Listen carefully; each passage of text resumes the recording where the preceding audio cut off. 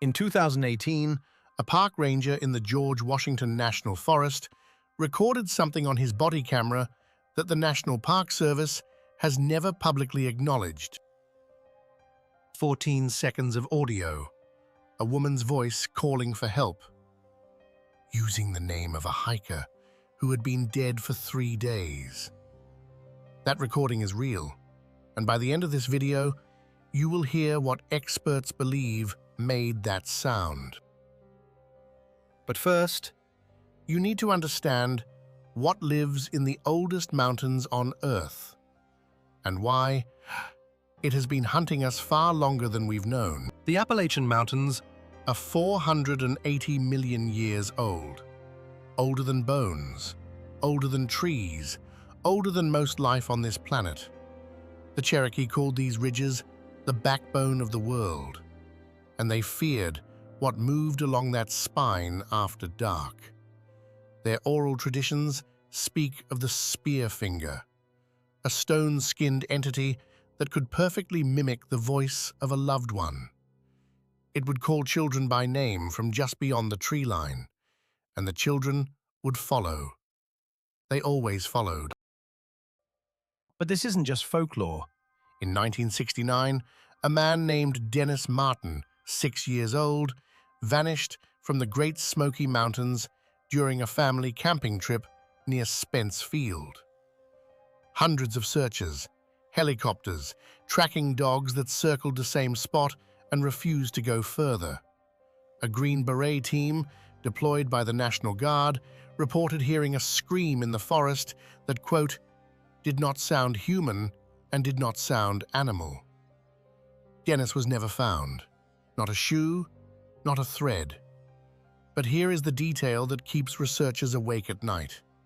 Another family, camped a half-mile away, reported that the night before Dennis vanished, they heard a child's voice calling from the woods. The voice was calling the name Dennis. Between 1970 and 2023, more than 1,600 people have gone missing along the Appalachian Trail and its surrounding wilderness areas. 1,600. Now, some of those cases have rational explanations: falls, exposure, poor preparation. But investigator David Paulides, who spent decades compiling cases of unexplained wilderness disappearances, identified a pattern in the Appalachians that defies every conventional theory. The victims vanish in clusters. Specific locations, certain hollows, certain ridges, produce disappearances decade after decade. Searchers find no trail. Dogs lose the scent instantly, as if the person was simply lifted. And the bodies that are found? The bodies that are found are discovered in locations already searched, sometimes miles from where the victim could have physically traveled. A Reddit user on the No Sleep forum, posting under the name Appalachian Ranger, later verified as a former Forestry Service employee, shared an account in 2017 that accumulated over 40,000 upvotes. But here's what nobody talks about. He didn't post it as fiction.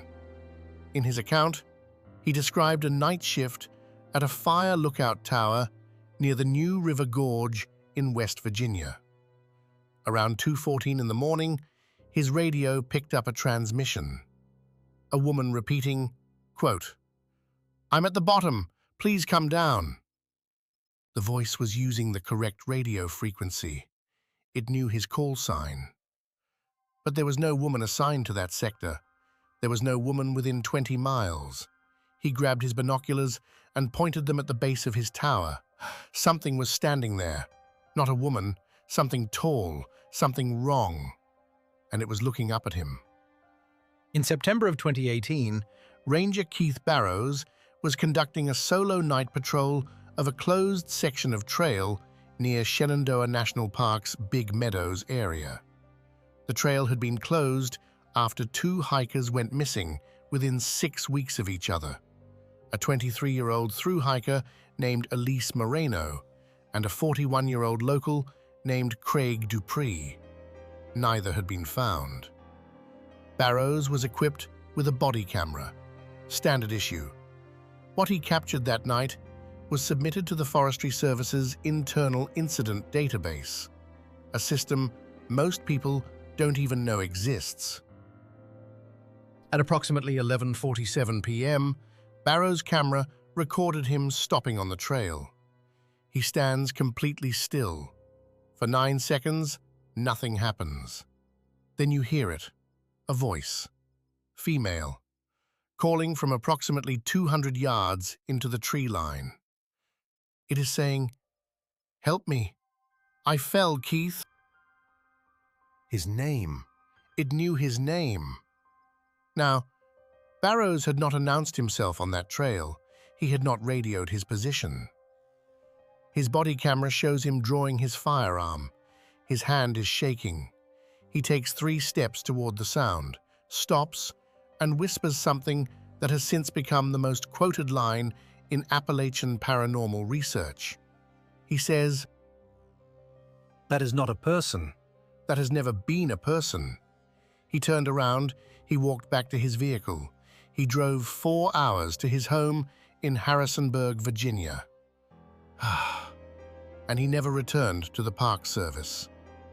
The mountains don't care about your courage, they care about your curiosity. And curiosity is how it feeds. So what made that sound? What called Keith Barrows by name on a closed trail in the dark? Let's go back to that open question, the 14 seconds of audio. When acoustic analysts, not paranormal investigators, but forensic audio specialists at Virginia Tech, examined the recording from Barrows' body camera, they found something that should not be possible. The voice exhibited a human vocal frequency between 85 and 255 Hz, normal range. But the resonance pattern, the way the sound bounced and carried, suggested the source was not producing the sound through a larynx. It was not vibrating vocal cords. It was something else entirely. Projecting a facsimile of human speech the way a speaker projects a recording. The Cherokee knew. The Shawnee knew. The Iroquois who once traveled these ridges. They all knew.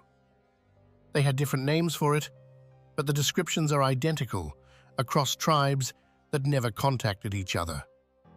A tall, thin presence, seen only at the edges of firelight.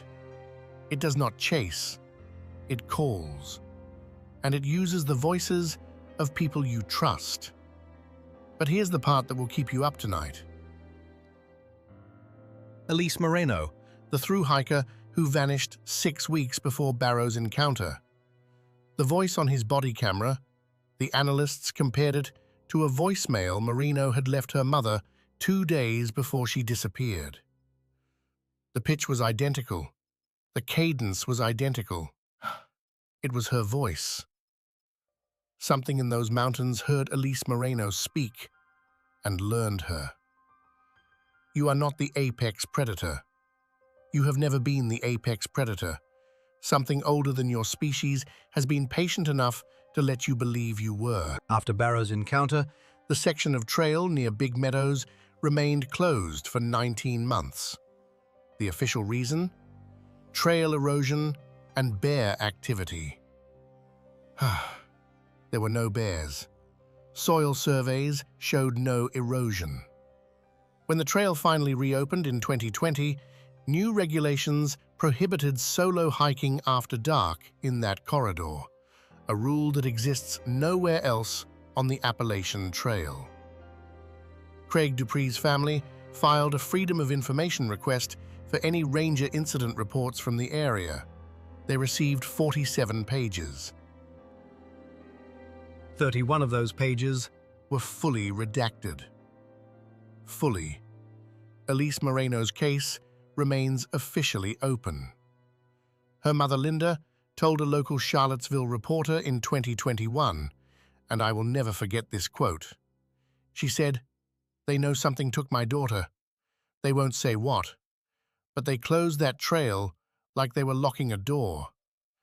And every October, just before the leaves fall and the canopy opens, hikers on the surrounding trails report the same thing. A voice they recognize. Someone they know. Calling from just beyond where the light reaches. Asking them to come closer. The Appalachian Mountains Stretch 1,500 miles from Alabama to Maine. They pass through 14 states. 60 million people live within a day's drive of them. And every year, thousands of hikers walk into those woods carrying the one thing that makes them vulnerable. the belief That they are alone. The Cherokee did not fear the mountains because they were superstitious. They feared them because they had been paying attention. For thousands of years, the people of these hills have known a truth that modern civilization refuses to accept. The forests are not empty. They are occupied. And whatever lives in the hollows between those ancient ridges, it is patient, it is intelligent, and it has had 480 million years to learn how to sound. exactly. Like someone you love. Some places are old enough to have their own hunger. The Appalachians are starving. If you made it this far, Good. That means you're paying attention. And in these woods, attention is the only thing that keeps you alive. Subscribe to Cryptic Stories and hit the bell, because we go where the official record stops and the truth begins. If you think this case was disturbing, what happened next was worse. Click the video on your screen and maybe leave a light on tonight.